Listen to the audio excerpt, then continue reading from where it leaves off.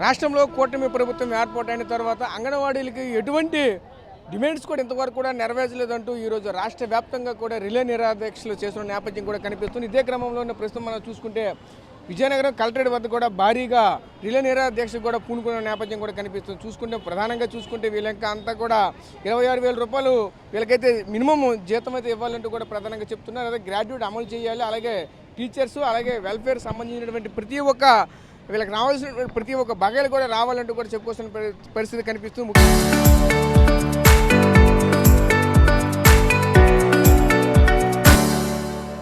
ముఖ్యంగా చూసుకుంటే మే నెలలో వీళ్ళకి అందరికీ కూడా సెలవులకు ప్రకటించాలంటే కూడా చెప్పుకునే నేపథ్యం కూడా కనిపిస్తుంది. ఇదే క్రమంలో అసలు వాళ్ళు ఏం చెప్తున్నారు అంటే వాళ్ళ మాట్లాడి తెలుసుకునే ప్రయత్నం చేద్దాం. చెప్పండి, ప్రధానంగా డిమాండ్స్ ఏంటి, ఏం కావాలి, రిలే నిరాదీక్ష చేయడానికి కారణాలు ఏమిటి? ప్రధానంగా డిమాండ్స్ అయితే మాకు 26,000 జీతం ఇవ్వాలండి. సుప్రీంకోర్టు జీవో ఇచ్చింది. ఈ జీవోల్ని గవర్నమెంటే పాస్ చేయకపోతే ఇంకెవరు పాస్ చేస్తారు? జీవో ఇచ్చి అన్నాలో అయింది, కానీ 26 జీతం లేదు. మాకు మే నెలంతా పక్క రాష్ట్రాలు ఇస్తున్నాయి, కానీ పక్క రాష్ట్రాల వాళ్ళకి ఇచ్చినప్పుడు మాకు ఇవ్వడానికి ఏమి? మా విజయనగరంలో కూడా మాకు కూడా మన జిల్లాకు కూడా మే నెలంతా సెలవులు ఇవ్వాలి, మన రాష్ట్రంలో కూడా ఇవ్వాలి. పక్క రాష్ట్రాలు ఇచ్చినప్పుడు ఇవి ఆంధ్రాకి ఇవ్వడానికి లేదేంటి? ఆ స్కూల్ పిల్లలకి సెలవంట, ఈ చిన్న పిల్లలంట నెలంతా స్కూల్కి రావాలంట. వాళ్ళు ఎండ దెబ్బకు పడిపోయి వడ దెబ్బకు పడిపోతే టీచర్లు దానికి కారణం. 15 రోజులు టీచర్ అంట, 15 రోజులు హెల్పర్ అంట. ఆ సెలవులు ఇచ్చి ఎందుకండి? మేము టీహెచ్ఆర్ ఇచ్చి పిల్లలకి నెల రోజులు మాకు సెలవు ఇచ్చేటట్టు చూడమని 26,000 రూపాయల జీతం కావాలి. మా గ్రాడ్యుయేట్ ఇస్తామని మాట ఇచ్చారు. దాని గైడ్లైన్స్ ఇప్పటి వరకు కరెక్ట్గా ఎవరికి ఇవ్వలేదు. రిటైర్ అయిన వాళ్ళకి ఎవరికి ఇంకా ఏ డబ్బులు ఇవ్వలేదు. ఇవన్నీ ఇచ్చి ఎందుకండి? ఆ రోజు మేము 42 రోజులు సమ్మె చేసినప్పుడు వాళ్ళు ఆడవాళ్ళని ఇలా బయట పక్కన రోడ్డుకి తేవడం చాలా తప్పమ్మా. మా కోట్లే అండి, మేము నెత్తి మీద మీకు నీళ్ళు పోస్తాం అన్నారు. ఇగో ఇప్పుడు వేశారు పాలు. అందుకనే మేము మళ్ళీ నిరాహార దీక్షలు కొనసాగిస్తున్నాం. మాకు 26,000 జీతం చేయాలి. 6 సంవత్సరాలు అయిందండి జీతం పెరిగి. ఆ సంవత్సరాల్లో కూడా ఎంత పెంచింది ఆ గవర్నమెంట్? 1,000 రూపాయలు. 1,000 రూపాయలు పెంచి ఇప్పుడు 6 సంవత్సరాలు అవుతుంది, జీతం పెరగలేదు. ఈ పెరిగే ధరల కొలది మేము ఎలా బ్రతకగలం? మాకు ఇచ్చే జీతం 11,500 రూపాయలు వర్కర్కి, 11,500, హెల్పర్కి 7,000. ఈ జీతంతో ఏ కుటుంబాలు బ్రతికేస్తాయో ఒకసారి ఆ రాజకీయ నాయకులకు తెలుసుకుంటే చాలు. మాకు జీతం పెరిగే వరకు, మే నెల అంతా సెలవులు ఇచ్చే వరకు, మాకు గ్రాడ్యుయేట్కి గైడ్లైన్స్ ఇచ్చే వరకు మేము ఈ నిరాహార దీక్షలు కొనసాగిస్తాం. 2వ తారీఖున విజయవాడ ధర్నాకు వెళ్తున్నాం. అక్కడ చూసుకుంటాం మేమంతాను. మీరు చెప్పండి, ప్రధానంగా డిమాండ్స్ ఏంటి? ప్రధాన డిమాండ్స్ జీతమేనండి. మెయిన్ 11,500 రూపాయలతో 11,500 రూపాయలతో ఏ కుటుంబం అండి బ్రతకగలదు ఈ రోజుల్లోని? అలాంటిది ఎన్నో సంవత్సరాల నుంచి పెంచలేదండి. మొక్కుబడిగా గత ప్రభుత్వం 1,000 రూపాయలు పెంచింది. అది ఆకతాయితనం అనుకోవాలి. ఆ పెంపు మాత్రం అది పెంపు కాదు. ఈ ప్రభుత్వం వచ్చింది, ఏదో పెంచుతాము మీకు అన్నీ చేస్తామన్నారు. మేమందరమే ఆనందించాము. కానీ ఇప్పటి వరకు జీతం పెరగలేదు. మే నెల చిన్నపిల్లలు వడదెబ్బకి గురి అవుతారు. ఆ వడదెబ్బ అలాంటి పిల్లలు స్కూల్కి ఎలాగండి వస్తారు? ప్రీ స్కూల్కి పిల్లలు లేకపోతే ఒప్పుకోరు. పిల్లలు అంగన్వాడీకి ఎలాగొస్తారు? కాబట్టి నెల రోజులు కూడా పిల్లలకి టీహెచ్ఆర్ ఇచ్చి నెల రోజులు పిల్లలు ఇంటి వద్దే తల్లి దగ్గరే ఉండేటట్లు చూడమని మేము ఈ ప్రభుత్వానికి చెప్తున్నాము. నెక్స్ట్ ఏంటంటే, గ్రాడ్యుయేటీకి సరి అయిన నిర్దేశాలు ఇవ్వలేదు. ఆ గ్రాడ్యుయేటీ ఇచ్చినట్ట ఇవ్వనట్ట? ప్రభుత్వం ఇచ్చింది అంటున్నారు.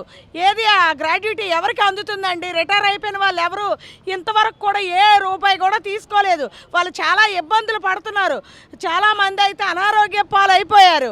ఇది కూడా దృష్టిలో పెట్టుకొని గ్రాడ్యుయేటీకి సరి అయిన నిర్దేశాలు ఇవ్వాలని మరీ కోరుకుంటున్నాం. సంక్షేమ పథకాలు అన్నీ కూడా అంగన్వాడీ వాళ్ళకి అందేటట్లు చూడాలని కూడా కోరుకుంటున్నాం.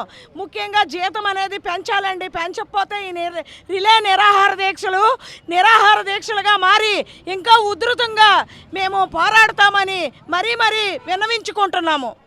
మీరు చెప్పండి, దీన్ని ఎలా చూడాలి ఏంటి? ప్రధానంగా చూసుకుంటే ఈరోజు రాష్ట్ర వ్యాప్తంగా కూడా ఈ కార్యక్రమాలు చేపడుతున్న ప్రభుత్వానికి ఏం కోరుకుంటున్నారు? ఎటువంటి హెచ్చరికలు జారీ చేయబోతున్నారు? ఈ ప్రభుత్వం ఇంకా స్పందించకపోతే మేము ఇంకా ఈ నిరాహార దీక్షలు అనేది ఉధృతం చేస్తాము. మా సత్తా ఏటో చంద్రబాబు నాయుడు గారికి తెలుసు. ఇంతకు ముందు కూడా మేము గుర్రాలతో తొక్కించినా కూడా మేము అన్నీ సాధించుకున్నాము, ఇంకా కూడా సాధించుకుంటాము. ఈ నేపథ్యంలో మాకు జీతాలు పెంచి గ్రాడ్యుటీ అమలు చేయాలి. అలాగే ఐసీడీఎస్కి కూడా బడ్జెట్ అనేది పెంచాలి. సంక్షేమ పథకాలు కూడా మాకు వర్తింప చేయాలి. ఇవన్నీ చేయకపోతే మాత్రం మేము ఇంకా ఉద్రిక్తం చేస్తామని చెప్తున్నాను. సో చూసాం కదా, ముఖ్యంగా నేను చూసుకుంటే ఈరోజు రాష్ట్ర వ్యాప్తంగా అయితే ఈరోజు అంగన్వాడీ కార్యకర్తలు రిలే నిరాదీక్ష అయితే చేపడుతున్నారు. ఇదే క్రమంలోనే ఏదైతే కూటమి ప్రభుత్వం ఏర్పాటైన తర్వాత ఇచ్చినటువంటి హామీలను ప్రతి ఒక్కరు కూడా నెరవేర్చాలంటున్నారు.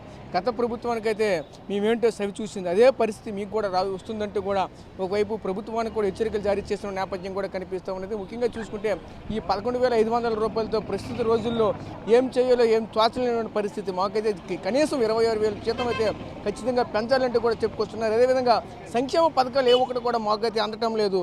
ఖచ్చితంగా సంక్షేమ పథకాలు అయితే రావాలంటూ కూడా మరొక వైపు చెప్పుకొస్తున్న నేపథ్యం కూడా కనిపిస్తూ ఉన్నది. ముఖ్యంగా చూసుకుంటే వీళ్ళంతా కూడా ప్రధానంగా రాష్ట్ర వ్యాప్తంగా ఏదైనా సరే ప్రభుత్వం మారాలన్నా మా పాత్ర ఎలా ఉండబోతుందంటూ కూడా మరొక వైపు ప్రభుత్వానికి కూడా హెచ్చరికలు అయితే ఆ విధంగా జారీ చేస్తున్నారు. ఎందుకంటే గతంలో చూస్తే ఇటువంటి రిలే నిరాహార దీక్షలు అమర నిరాహార దీక్షలుగా మారబోతున్నాయంటూ కూడా తీవ్ర హెచ్చరికలు జారీ చేస్తున్నారు. ఇదే క్రమంలోనే వచ్చే నెల 2వ తేదీన కూడా చలో అమరావతి కూడా భారీ ఎత్తున కూడా మేమైతే వెళ్ళబోతున్నామంటూ కూడా చెప్పుకొస్తున్న నేపథ్యం కూడా కనిపిస్తున్నది. ప్రస్తుతం ఇది విజయనగరం కలెక్టరేట్ వద్ద అంగన్వాడీల యొక్క పరిస్థితి.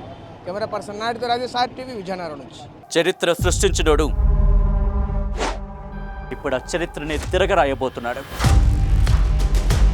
అబద్ధాల గోడల్ని బద్దలు కొట్టి నిజాలను రాగా మీ ముందుంచబోతున్నాడు. నిజమైన వార్తల కోసం వెంటనే డౌన్లోడ్ చేసుకోండి రా యాప్ని.